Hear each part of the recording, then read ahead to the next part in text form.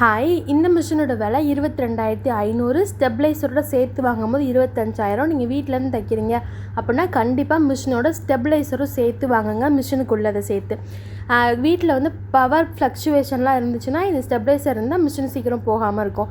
2 மிஷினுக்கும் நீங்கள் தைக்கும்போது அது கொடுக்குற ஃபினிஷிங் ரெண்டும் டிஃப்ரெண்ட்டாக இருக்குமானா கண்டிப்பாக இருக்காது. நீங்கள் உட்காந்து ஒரு மிஷினை தைச்சிங்கன்னா என்ன ஃபினிஷிங் இருக்குமோ அதே ஃபினிஷிங் தான். இதுக்கு ஃபினிஷிங் வர்றதுக்கு காரணம் வந்து நீங்கள் மிஷினை எப்படி ஹேண்டில் பண்ணுறீங்கன்னு தான் இருக்குது. நீங்கள் மிஷினை பழகிட்டீங்க, மிஷினை உங்கள் கைக்குள்ளே வச்சுக்கிட்டிங்கன்னா நீங்கள் எந்த மிஷினில் உட்காந்தாலும் உங்கள் ப்ளவுஸ் வந்து நீங்கள் எப்படி தைப்பீங்களோ அப்படி தான் வெளியில் வரும்.